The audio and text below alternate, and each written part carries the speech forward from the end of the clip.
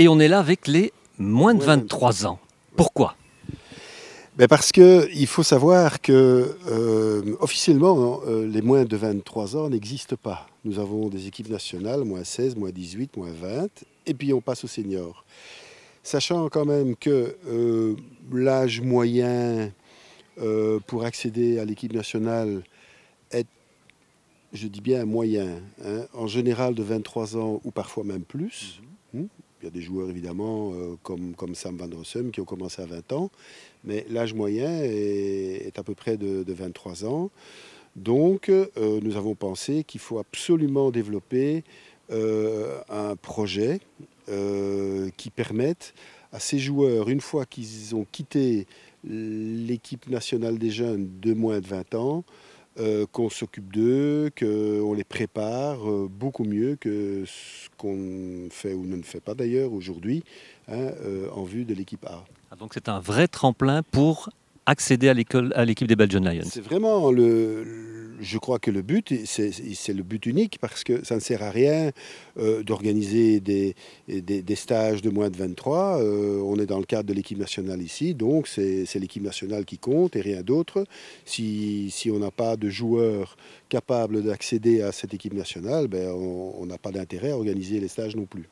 On a suffisamment de joueurs à contacter pour pouvoir faire ce type de sélection? Mais oui, j'ai toujours été étonné qu'on me pose cette question parce que on m'a toujours dit, oui, les filles, il y a un gros potentiel de joueuses, ce qui est vrai d'ailleurs, hein, et en laissant un petit peu les garçons de côté. Moi, je constate une chose, c'est que nous avons un potentiel équivalent.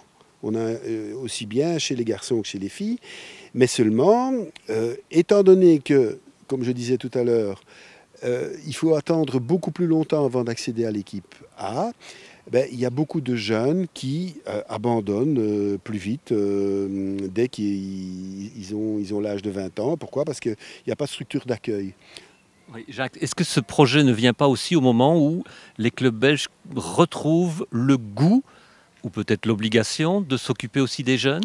Si, ça c'est le hasard qui fait bien les choses et je trouve que c'est une très bonne chose parce que ça nous permet d'ailleurs d'accueillir ici dans cette nouvelle cellule des moins de 23 des joueurs qui ont déjà acquis une expérience, alors qu'il y a quelques années, ça n'aurait pas été le cas. Aujourd'hui, on a des joueurs il y en a certains qui n'ont peut-être pas joué plus de 5 ou 6 minutes en moyenne la saison dernière, mais il y en a qui ont joué des 10, 15 minutes, 20 minutes. Et tous en division 1. Et tous en division 1. Et donc, on part avec un groupe qui est déjà à un niveau supérieur.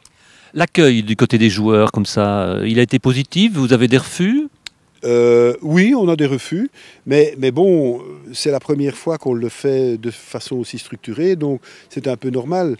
Tous les joueurs ne prennent pas encore conscience de ce qu'on veut, de ce qu'on lance, etc. Donc puis il y a des joueurs qui avaient déjà prévu certaines choses. Je pense à Manu Lecomte, qui est aux États-Unis et qui, avec son collège, a prévu des activités. Il sera pas là, c'est dommage. Mais on espère bien qu'il sera là l'année prochaine. Oui, parce que derrière tout cela, il y a une idée plus ambitieuse encore. C'est pas simplement organiser chaque année pendant 3 stages un rendez-vous pour les moins de 23 qui est derrière dans votre idée. Non, ce qu'il y a derrière, c'est vraiment la création d'une académie d'élite. Hein. Ce qu'on veut, c'est vraiment préparer. En tout cas, c'est quelque chose que moi, depuis 12 ans que je m'occupe de l'équipe nationale, je suis arrivé à cette conclusion-là. Il ne faut pas seulement gérer une équipe nationale, il faut gérer celle d'aujourd'hui et celle de demain. Mais gérer celle de demain, c'est-à-dire la préparer, il faut mettre des structures en place. Donc on commence cette année-ci par la création de cette équipe de moins de 23, l'organisation de camps. Hein, il y en a un cette semaine de 3 jours, il y en a un de 4 jours la semaine prochaine, il y aura un tournoi la semaine suivante. Donc on met des choses en place pour créer les fondements de cette académie qui aura alors des rôles différents. On va s'occuper à la fois de la santé, mais de la formation physique des athlètes. en collaboration avec leur club, hein, parce que ça se passe dans les clubs aussi. Mais nous, ce sera en fonction de critères bien établis, d'exigences très pointues pour l'équipe nationale. Donc, on va préparer ça. On travaillera sur le plan mental, sur le plan d'hygiène sportive, etc. Et sur le plan technique. Parce que qu'est-ce qu'on voit?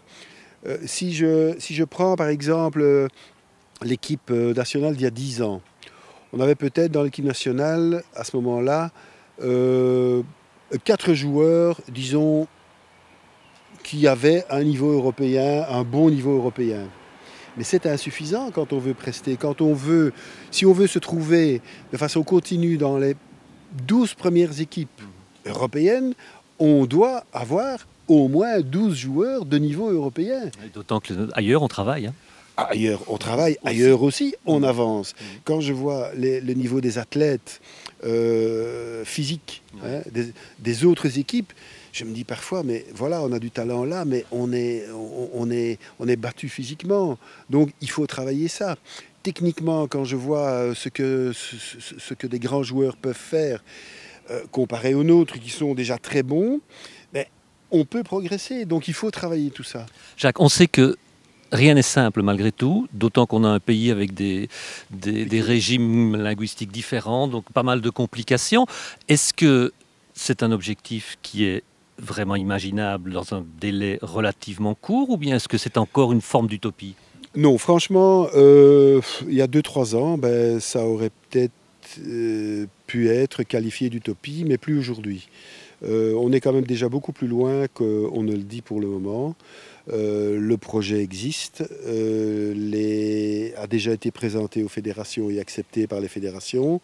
On a fait ça en collaboration avec les directions techniques des 2 fédérations et le staff de l'équipe nationale.